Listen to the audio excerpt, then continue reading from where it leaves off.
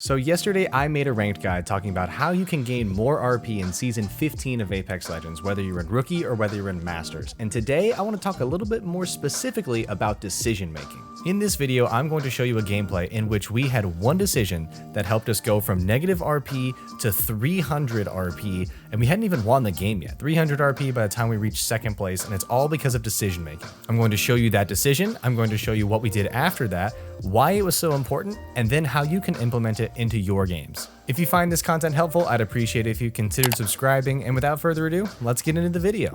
It's this look at the map that I'm doing right here that determines the outcome of our game from minus RP to plus 300. I think we might head up to Atmos Station. What do you guys think about that? I think that's a good plan. There's a few important things to point out here while we're looking at this map. One, we see that the circle is ending at Bionomics with some of Terraformer and some of Atmos Station in.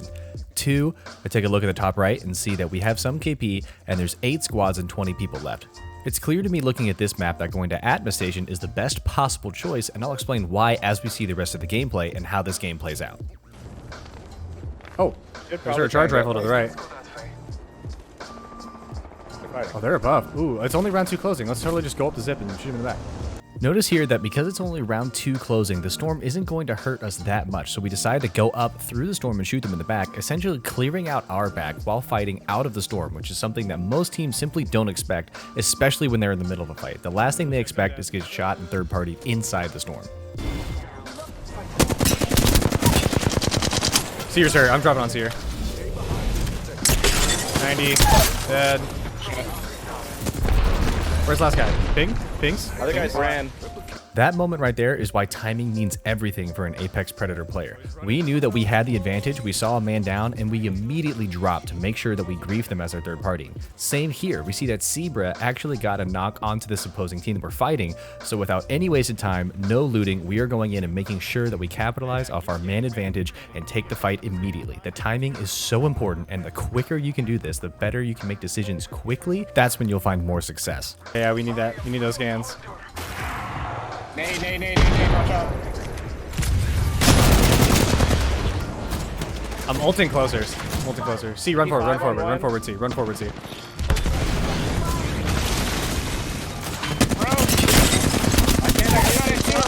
Yeah, last one's really weak. Last one's really weak. Yeah, just push through it and get on the, yeah, stay here, stay here.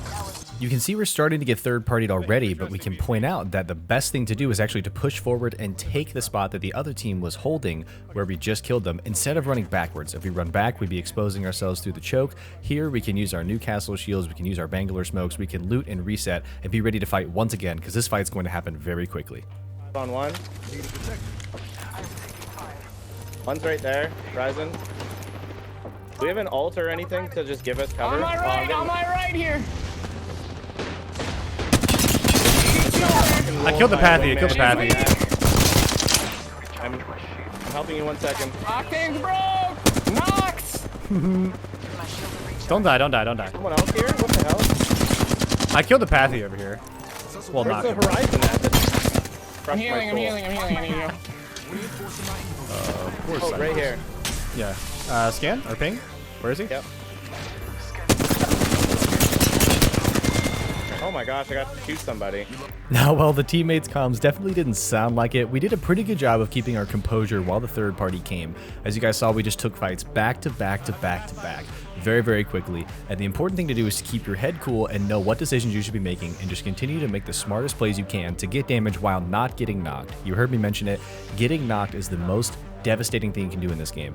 If you just saw, all the fights that we just won were because someone was knocked. The first knock could mean everything, especially when you're going to push very aggressively after that knock. That's why I was communicating don't get knocked. Even though we have a Newcastle, that's a very, very dangerous moment. And as you can see, if you never get knocked, you have a really, really strong chance of winning all of your fights.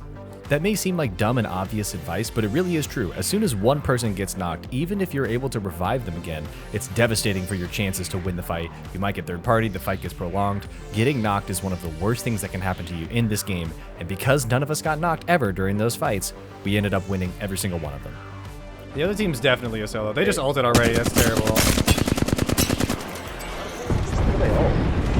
Because they're not good. don't take a lot of damage. This is super duper free. Yo, destroyed on the horizon here. Hit her 60. Yeah, I hit the other two. I ulted. Backing up. Broke Bloodhound. Is this your ult? Yes, my ult. My ult.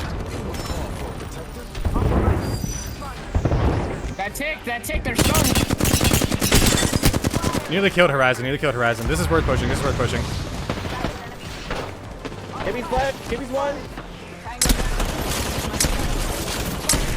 Don't die. Don't die. Or try not to die. And there it is. Second place, 300 RP, 6 kills, 4 assists, 5 team participation kills, and 1700 damage. As you can see, our decision making of choosing to go to the lesser side of the circle where we knew we could clear our backs and then fight our way in resulted in massive amounts of KP, and that's what the Predator players do.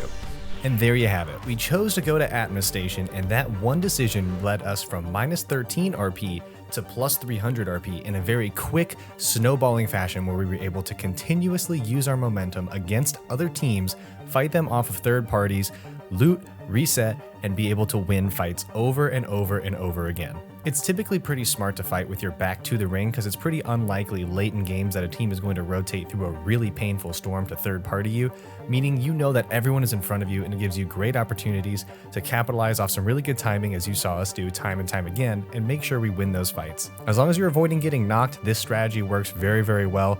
Once you get knocked, it does become a bit of a pain to reset because most of the time you're pushing forward, you're not really going to be in buildings, but if you can make sure to manage your health, this is a really, really smart strategy that a lot of the Predator players are using. Let me know what you guys think down in the comments. If you learned anything new, consider liking the video. It helps me out a ton. I appreciate you. I'll see you again tomorrow for another new video, and enjoy the rest of your day.